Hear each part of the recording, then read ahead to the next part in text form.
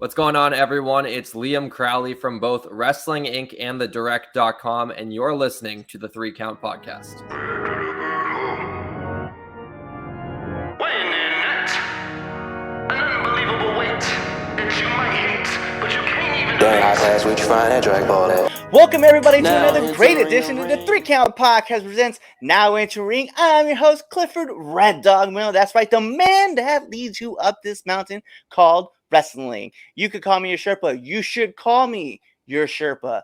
Because, like every good Sherpa, you got to have someone who's been there, done that, and can do it more efficiently than you can. And that's why the person that's here with me, you can see this man writing all the articles, getting all the inside scoops, and then, letting all of his followers know exactly what is going down in the wrestling business. Part of Wrestling Inc. He is here, Liam Crowley.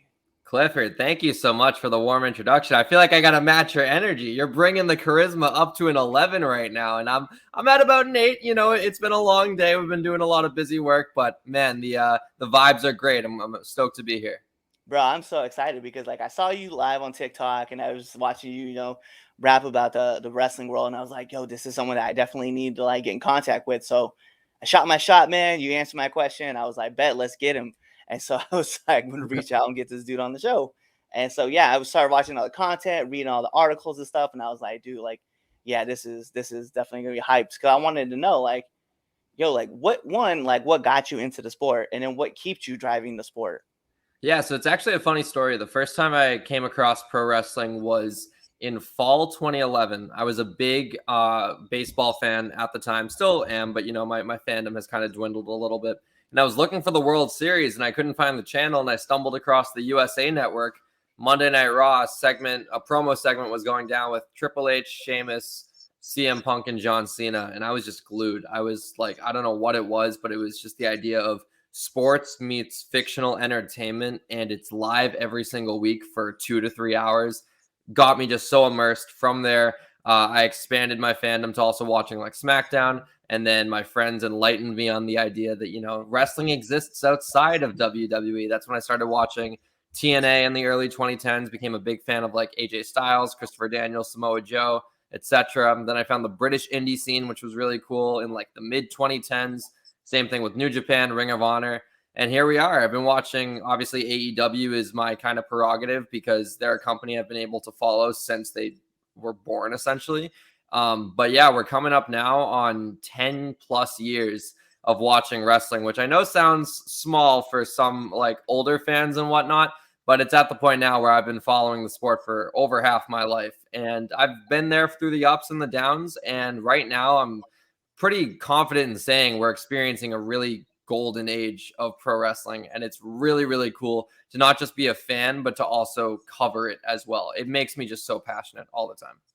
Yeah, I think really what you kind of struck like the big nerve right there. I don't want to say nerve like that, but you kind of hit the big point, right? Is this era of wrestling is one of the best eras of wrestling, right? In the sense that I was there with the golden age, I was there with the new stars, I was there with that attitude era, the aggression era, the PG era. So I've seen the transitions of wrestling start from the late 80s.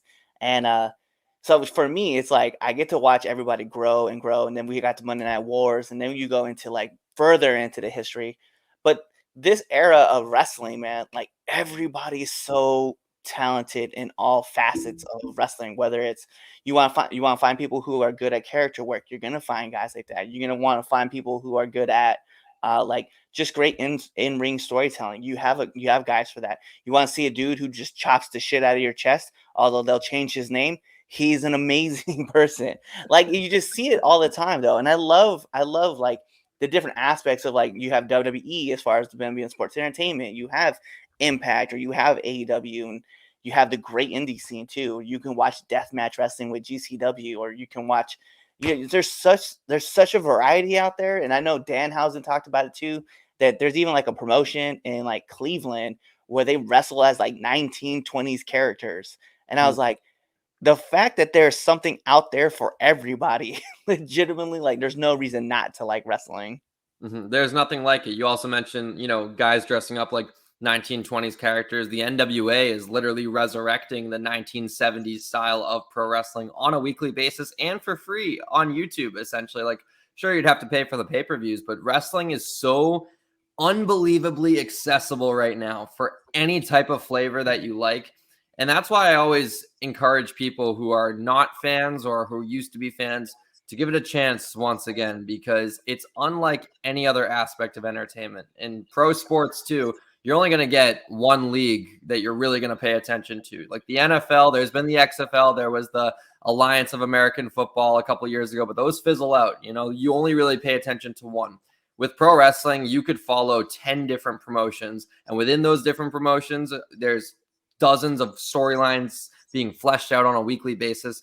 It's so unique, man. And that's why it's like, whenever anyone told me, oh, you're going to stop watching once you figure out that it's like scripted and whatnot, once I figured out it was scripted, it only made me appreciate it that much more because of the intricacies that have to go into it. Yeah, you gotta really live into like the believability. Like you kind of you suspend your reality, and you're just like, you know what? I'm just watching two dudes entertain me in a way that's safe, but also like, yeah. So what? It's predetermined. I genuinely enjoy watching the product and the way things get handled. So I understand, and I remember people used to tell me all the time, like as I was growing up as a teenager, they're like, I can't believe you still watch that fake shit. I'm like, bro, whatever. I was like, those dudes who told me that are the same dudes who get mad at their phone because their running back didn't score a touchdown. And they're like, my team didn't win this week. No, your team, you don't have a team, dude. Like you just have like players that you hope do well so you can earn money. Like I'm a worker. Like I like to be in a ring. I like to get punched in the face, which is weird, but it's one of those things that you just enjoy your life. So one question I wanted to ask, man. So it's a question I'm probably sure you never had. Do you have a favorite bump? Ooh, like we're talking specifically how someone sells a move. Yeah. Interesting. I will say one that just came to mind, the way that Dolph Ziggler used to sell the Rough Rider. Zack Ryder is, well, Matt Cardona's finisher now, but it's radio silence, I believe, now on the indie scene. But in WWE specifically, whenever Ziggler and Ryder had matches, Ziggler just knew how to sell the Rough Rider, make it look like the most devastating move like ever. Ricochet's great at selling the RKO. I know he like pins his head down, but yeah, that's a really good question. A lot of people come to mind with like how people sell the phenomenal forearm, taking the bump. It's all it is a back body drop, but at the same time, it's like people have different variations. So yeah, I hope that answers your question, but it's a unique one for sure.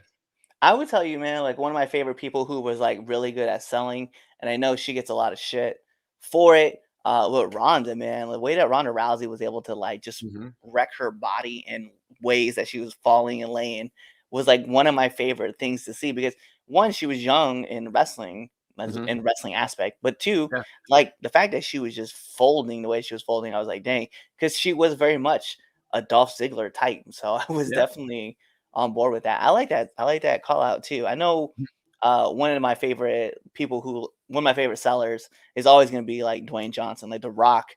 Legitimately, how he sells the stunners are always like great. And I know it's only because he wants to pop Steve, but I was like, whatever, man. It still made me laugh every single time. Yeah, when The Rock, I mean, I never watched those matches live, obviously, because most of them took place before I was born, but I've gone back and watched just about every WrestleMania, and specifically the one when he sells the stunner and he's wearing Austin's vest is just unbelievable. I remember when he was like drinking a beer, and then like he got hit with the stunner and he like spit the beer up, and like he came back up, he stood back up, and then you just saw Austin was kind of like yeah. I loved it. That was one of my favorites.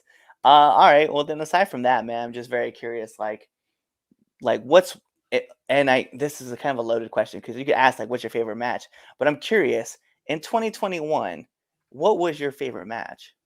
Ooh, really good question. Because 2021 is a bit of a tale of two halves, right? When it comes to matches, because the first half of the year were so many empty arena Thunderdome matches where you could be putting on a great spectacle.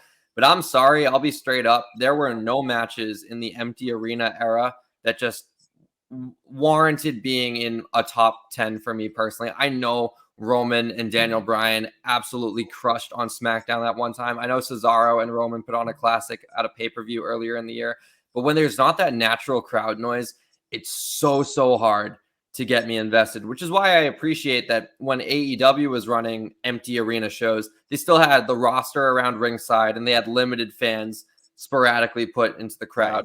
I'll point to a match early in 2021. I believe it was Revolution, Young Bucks FTR. I thought that match just told a fantastic story. I love the idea of both teams hitting finishers from old tag teams, but the Young Bucks hitting finishers of teams that were more high flying, while FTR calling back to more teams that were ground and pound. And then just the finish of, I believe it was Cash Wheeler going for a springboard 450, and it cost him the match. And that just goes back to the motto of like no flips, just fists. And they tried to be a little too flashy, and it cost them the match. And I love that aspect of the storytelling there. My other favorite match from this past year, Young Bucks versus Lucha Bros at All Out. I thought that was an unbelievable contest. They really tore the house down. And you talk about good storytelling. They use the environment to their advantage so well. They use the cage so well. The thumbtacks, the shoe spot. I believe it was Pentagon running in front of Phoenix to save him. I just love whenever like a tag partner takes the hit for someone else. And yeah, oh my God, I can't not point to some of the matches I saw in person this year because I did get to attend some shows on behalf of Wrestling Inc. Omega versus Bryan, even though there wasn't a finish, unfortunately. A 30-minute time limit draw. They tore the house down. It was magnetic. It was magical. It was really special to see. Another match I saw live when Sammy Guevara won the TNT title off Miro. Just being in there and being in an atmosphere for a title change. Not just the title change, but an AEW title change, which we know are more rare compared to other promotions. And then one other match I'll point to, it was Ring of Honor, Death Before Dishonor, the first women's championship match. It was Roxy and I believe I forget whoever faced her, but either way, Roxy won the title, made a big fan. Miranda Alize or something like that.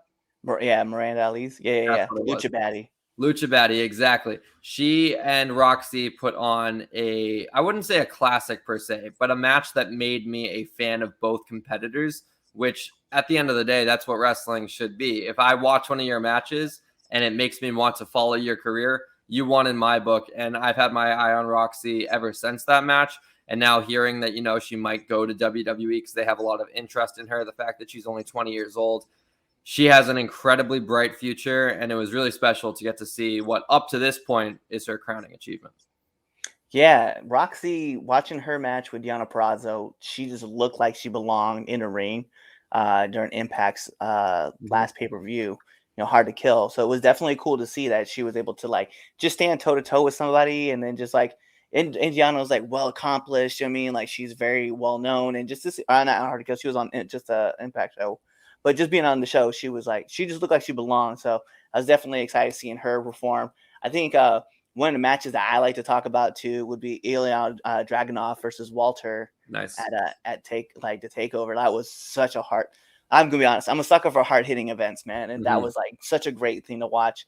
And then we talk about this match a lot, so I'll definitely throw this one out for you. If you get a chance, go on YouTube, check out the Battle of Brooklyn with Shane Taylor Promotion versus Prolific. Was like one of my favorite matches of last year as well. Just 6 dudes, cut the tension. There was a lot of hate between 6 guys, and they're just throwing blows at each other. And it was cool to see 2 teams like just match up pound for pound. So I was definitely that would be like the indie one that I think people should really go check out. So I'm curious, man. Like you said, you've been to a lot of different pay-per-views, and you've gone through a lot of eras, and you've got to watch a lot of shows. Do you have a snack that you like to have? Like what's your go-to food? Ooh, at a wrestling show, it's difficult because I feel like I'm on my feet half the time. Like I'm so focused on the action, I'm not really focused on the snacks. But especially now that I'm 21, love to have a beer at a wrestling event. And in terms of food, I would say a nice hot dog. Like early on in the show, while either the dark matches are going on or before the bells even start. A nice hot dog and a cold beer is a go-to when it comes to a pro wrestling event. See, that's how I know you're a baseball fan. This is Yeah, what you do. yeah. Hot dog and a beer. Just gonna sit 9 innings and watch this play out. Mhm. That's awesome though, man. So curious though, like we hit on a bunch of different kind of matches, talked about Roman. I'm just very curious, like your personal favorite from last year, man. Like what was that wrestler that stood out to you amongst everybody? Because some people say Kenny, some people will say Roman, other people have their other favorites. I'm just very curious to hear like who was your dude that you were like really paying attention to? Ooh, really good question.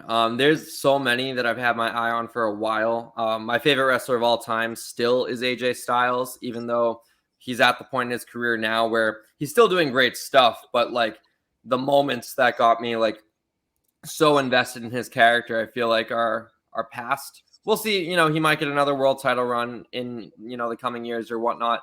But last year, him being in the tag division for the majority of the year kind of kept my eye away from him. You see the poster right behind me. I'm a big Cody Rhodes guy. I love Cody. I loved a lot of his programs in 2021, some not so much. But I guess the one person that I unequivocally adored throughout all of 2021 is probably Sammy Guevara. I've been a big Sammy Guevara guy since I believe it was they had that poolside like rally for AEW before they even had any matches or events. It was ahead of Double or Nothing 2019. And Sammy Guevara came out and he was the AAA Cruiserweight champion. And he just had this like charisma about him that I was just drawn to right off the bat. And then him being alongside the Inner Circle for so long, not that he felt restricted, but he was a member of a group and Chris Jericho was the mouthpiece and Chris Jericho was the leader. This year especially, he really got to break out on his own, and not just because of the TNT title. He had an incredible showing in the War Games match, Blood and Guts. He got the pin in the Stadium Stampede, which really was like a big showing out party for him at Double or Nothing 2021. Like he got the pin in the main event match. Like that's massive. And then throughout the summer, I thought he put on some great matches. I thought he was a great piece to that giant feud that was going on between Pinnacle and Inner Circle, but specifically the feud that started with Chris Jericho and MJF, and Sammy Guevara always being the guy that didn't trust MJF and the guy who was always trying to point Chris in the right direction. From a character standpoint, I really enjoyed that. From an in-ring standpoint, he's second to none. He's incredible in between the ropes. And then culminating at the end of this year with him winning that title, me being present for him defeating Miro for the TNT title. He cut a great promo after the show ended. It was a dark promo. And it like almost brought a tear to my eye because I was like, here's a guy I've been following for what feels like his entire AEW tenure, and to see it culminate here in arguably the greatest career year of his life so far. It was really special. So Guevara is someone I've been following for a while, and I'm very, very looking forward to seeing what 2022 has in store, because right now, interim TNT champion, we'll see how that unification ladder match goes. I don't think I'd probably bet on Cody coming out on top there, but still, it's a high marquee matchup for a guy who is kind of just a supporting character in one of the many stables in AEW for a very long time. He really caught my eye though, like at All Out. Like he was the first matchup. I think he was even a pre-show match with Kip Sabian, which, by the way, I miss Kip. I need to get back on the show. But Sammy and Kip like tore the house down like right off the jump. And I remember like I think he won that match too. And then the very first match in DC, which crazy enough, AEW was here just yesterday. So full transparency, filming this on the 20th. But he was, to think about DC, like that was a match where Cody Rhodes and Sammy Guevara, like they just tore the house down right off the jump. And so it's cool to look back and see that and think like, man, like this is where like Sammy really started his run, really got running, and I got to pay attention to him outside because I really didn't know too much about him until I saw him kind of show up at All Out, and I was like, all right, well, I got to follow this dude because he's got something about him. And hearing you talk about Sammy is equivalent to the way that I was talking about Rey Mysterio. Like I used to follow Rey Mysterio from like '94 when he was on ECW. I'll follow him at WCW, and then I watched him the whole way. So when I watched him at WrestleMania after Royal Rumble the Royal Rumble, watching him at WrestleMania with Kurt Angle and Randy Orton when he won the title, I remember me and my best friend, like we were just in tears because this was a dude that we had legit watched as a kid Mhm. and just watched him work all the way up and then to win a title. And I was like, that's our dude. Like that's our heavyweight champion now. So to hear you talk about it, I was like, just brings back memories for me, like as how like I remember like watching that whole thing play out. Yeah, honestly, it's really special when you get to follow those guys from their beginning of their career up until just the peak moment. And we'll see what happens with Sammy, but him being one of those, illustrious four pillars, I'd like to think that he's going to be a part of AEW's DNA for from now until probably the next decade. I'm curious, man. They always talk about those four pillars, man. Like CM Punk cut that promo where he was talking about MJF being replaced by Britt Baker. Like, who are your four pillars for AEW? Ooh, good question. Am I allowed to go because specifically the four pillars that MJF mentioned were all guys that were homegrown, right? Like they didn't come from a major promotion like a WWE or New Japan. So can I go outside of those parameters, or am I sticking within the homegrown feel? All right. You know why not both? We'll let you do both. Ooh, okay. So if we're going outside, it's a little bit easier. Cody, obviously number one. A lot of people give him crap, and he's getting that awkward reaction nowadays.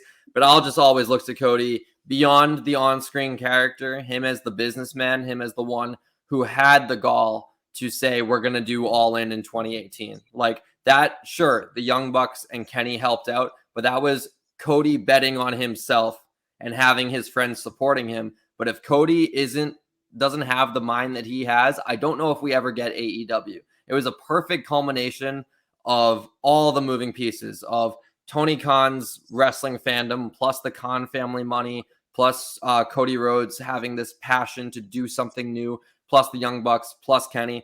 But I truly feel like if we're going to divide that pie evenly, Cody's sliver is just a little bit bigger because he's just so integral to what pro wrestling is today. And so I'm always just forever grateful for his contributions to, I wouldn't say resurrecting my fandom because I've always been a wrestling fan for the past 10 years, but there was a little bit of a lull in the late 2010s. And to have a company now that week in and week out has me engaged, has me making appointment television, which I thought was a thing of the past in the age of streaming, I think that's really special. So that's my long-winded answer of why Cody is one of my four overall pillars. From there, I would have to go John Moxley. He was kind of the first big signing in terms of, okay, this company's serious. We got a big dog from the other place. Kenny Omega, I would have to go as well because he brought a lot of legitimacy to the promotion. He was New Japan's biggest name when he jumped ship. Even as big as Okada was, Omega was the IWGP Heavyweight Champion in the months leading up to AEW's existence. So having Omega there is also just massive. So far I got Cody, Moxley, Omega, and then I'll round it out with, it's tough to not say like the Young Bucks, but like I don't want to just go like all EVPs on my list. So I will go with, you know what? I'll go with Jim Ross. How about that? I think Jim Ross, even though he's not a wrestler, Jim Ross being at the announce table brought that legitimacy factor that AEW, I feel like not necessarily needed, but it put them in a conversation, a really high conversation before they even had any shows or any weekly television. So I think that's pretty big. So that's my four pillars, regardless of parameters. Within the parameters, it's going to be a lot of the same as the t-shirt says. Darby Allin is definitely there. That's kind of the babyface they've been so behind since day one. They have protected him to a genius level. When he had his TNT title reign, it was so subtle too. He was main eventing Dynamite every single week, putting on 15-minute hard-hitting defenses. And then all of a sudden, when he lost that title and then he did his other programs, you heard the reaction he was getting. And you're like, oh my God, they created a new star. And we didn't even realize it because it didn't look like they were shoving him down our throats. He was just the mid-card champion. They invested time into him. They gave him proper spots. They presented him like a star. We treated him like a star. And now he is one of the biggest homegrown acts on the card. So it's hard to disagree there with him being on the pillars list. I will also keep MJF on there. He's another one that you talk about investments.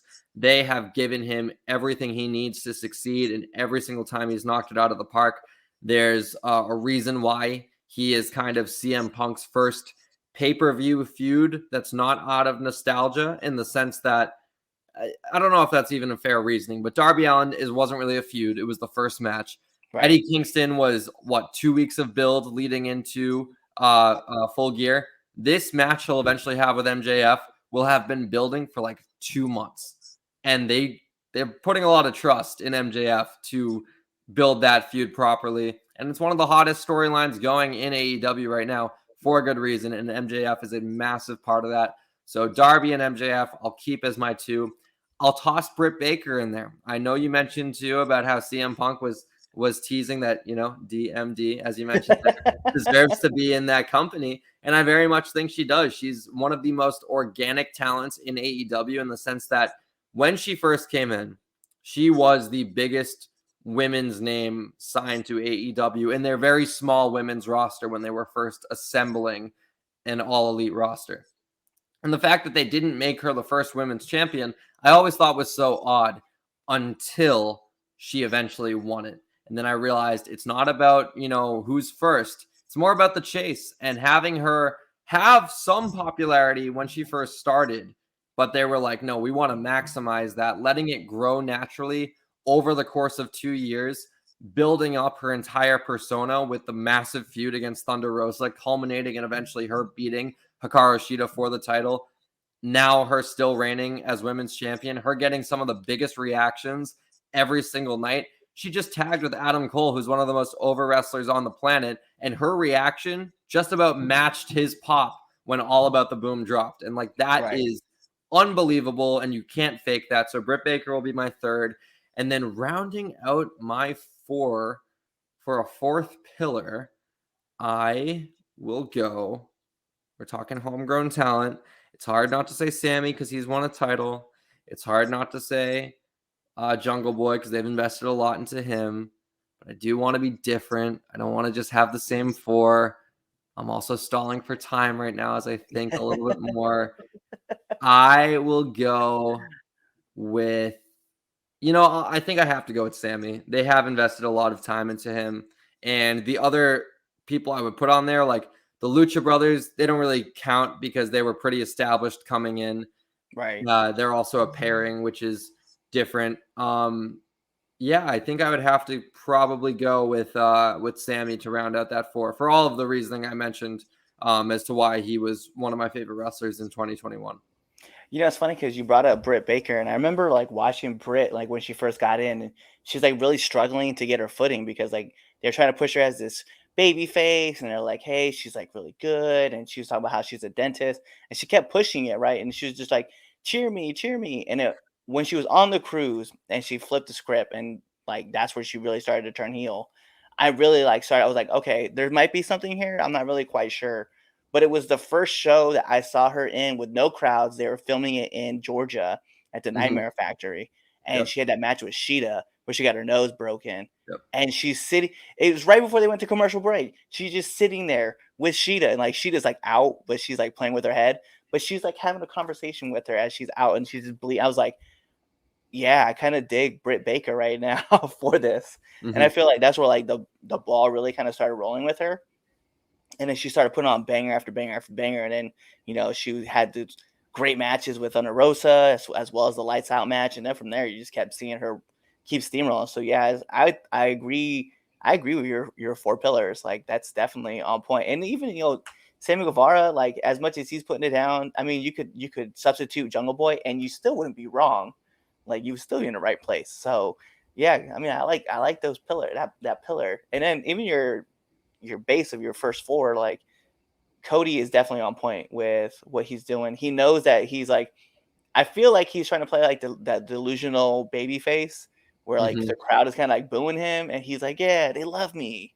But inside here, as far as Cody the person knows, he's yeah, I'm definitely going to play this up as much as possible. So yeah, I love Cody's mind. He cut a heel promo this week on Dynamite. He rode the line well. And when he opened the promo, he was getting the boos, he was getting the shut the F up, he was getting the F you Cody's, and he slowly transformed it into Cody, Cody. And it was natural. And I was like trying to pinpoint how he did that. He did that by tapping into the heel side. You know, when he said before that there was a forbidden door, I was the one who built it. And he said it with all like the vigor in his voice. I'm like, yeah, this guy knows what he's doing. If you're a fan of the boys, I know it's a big trend on Twitter right now among wrestling Twitter, but Cody being Homelander, especially with the gear that he has these days, it's too perfect. It's one of my favorite characters going in wrestling. And I like that he's actually embracing it, because other promotions we know would try to fabricate stuff and try to push one narrative. Him just embracing how the crowd's reacting, I think it's a good thing. Oh, I agree. So I'm just curious, man, what kind of advice would you give to people who are like trying to break into like the wrestling, like into like the wrestling entertainment world? Ooh, great question. I know I always open after you say your questions with great questions, but these are killer. My best advice, and it's I always want to give something unique and something different than what you'll hear from the status quo. But if you're trying to break into this space, just start. Like, so many people say that. So many people say that, but it's so true. I started doing this kind of coverage because I'm still in college right now. I'm finishing up my senior year. I started doing this coverage for a mix of a couple reasons. One, I wanted to start to cover stuff that I felt genuinely passionate about. I'm a broadcaster by trade, but a lot of what we cover in broadcast is just local news. And 95% of the time, your local news stories, you are not going to care about whatsoever. It's just the harsh reality. Like, the amount of times you'll get to cover something that you're inherently passionate about and you don't have to teach yourself to be engaged about is super, super rare. So I wanted to go after something that I knew I would enter that kind of work, that kind of coverage with a smile on my face every day. The timing of the pandemic, very glass half full outlook I have on everything that's happened with COVID-19, because as much as I want it to desperately end, and I think, you know, we're in a position now to where we're ready to go back to normalcy per se, that first 6-8 months of just lockdowns, for me at least personally, I know it hit people differently. I really took advantage of all that free time. It was free time I'd never had before, and I really focused on furthering my craft and how I could get myself in this space. And I got to talk to a lot of people that inspired me to eventually do stuff like what I do with thedirect.com and what I do with Wrestling Inc. The Direct, I do a bunch of coverage on like Marvel, DC, Star Wars. We run a podcast. I do like press junkets. I'll go to early screenings and whatnot. And that's always been my first love, is movies, and specifically like comic book movies.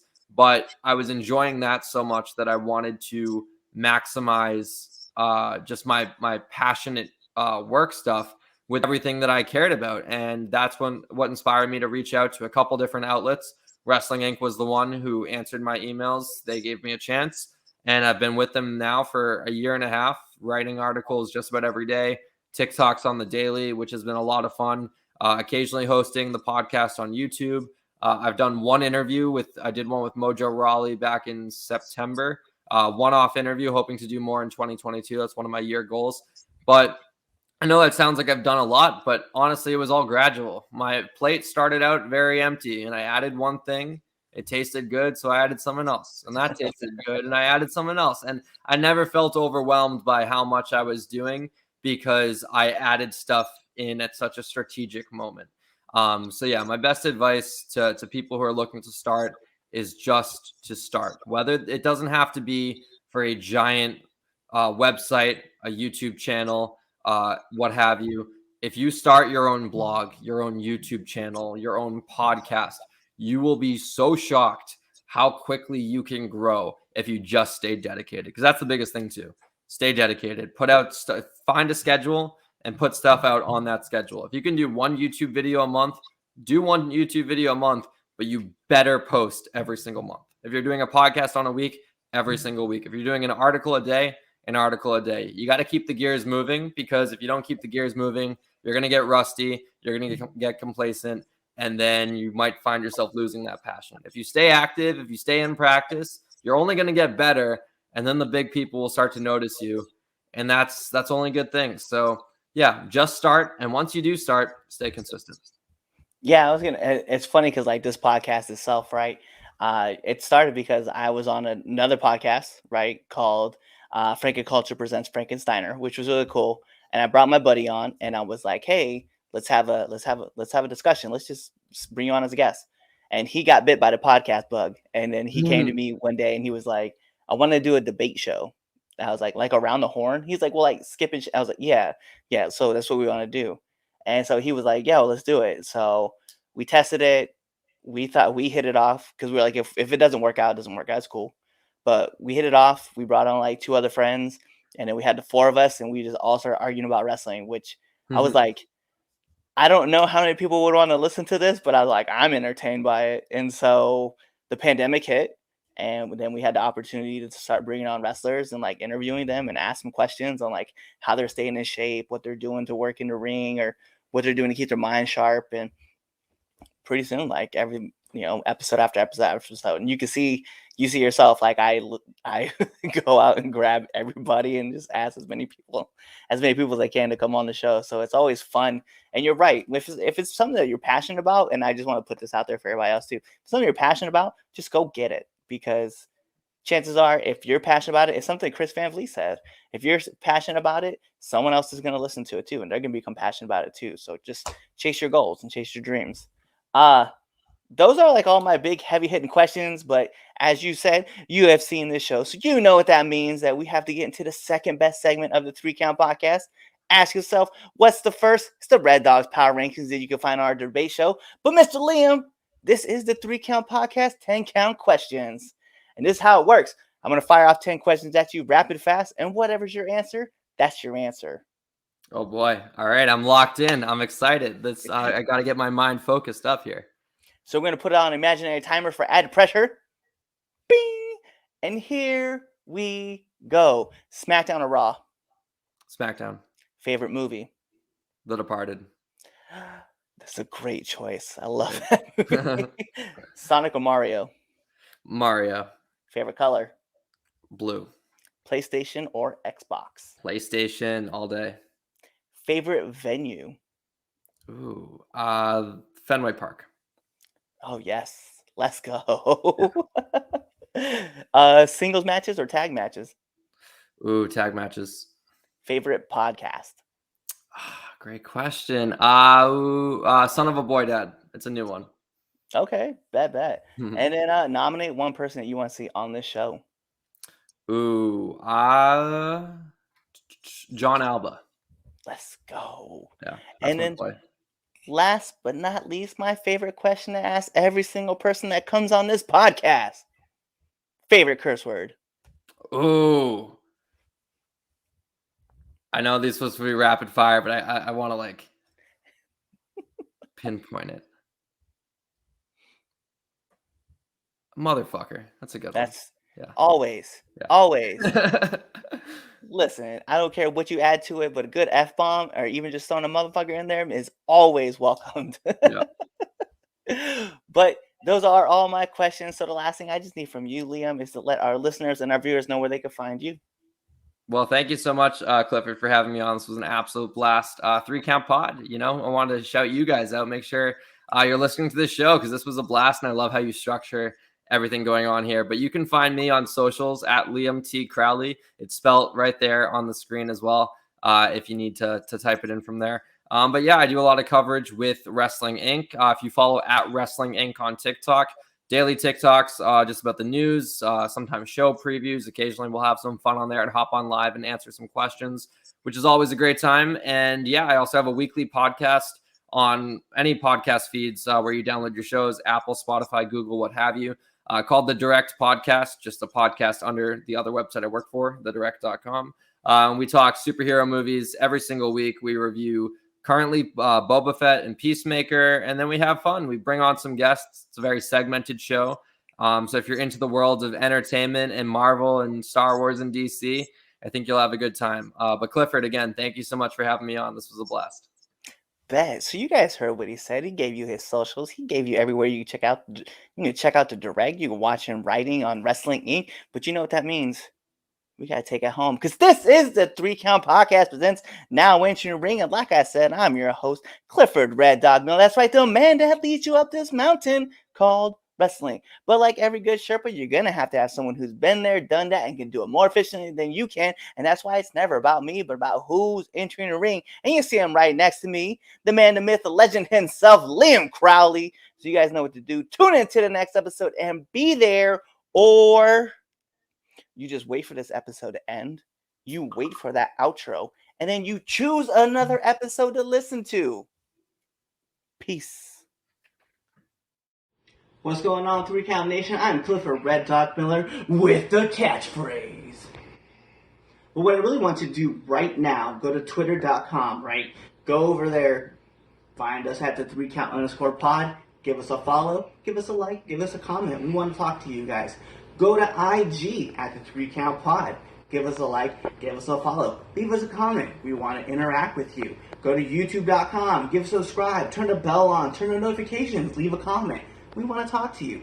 Go to anchor.fm/the 3 Count Podcast, and in there, you can leave us a message, and we will talk to you. Basically, what I'm trying to tell you is that we want to talk to you. We want to have fun with you guys, and we love listening to what you guys have to say. Also, one thing I need you to do for me, the 3 Count Podcast also has merchandise. At prowrestlingtees.com/the 3 Count Pod. Please go buy our t-shirts. We love you guys, and we hope you love us too. So show us some support, please.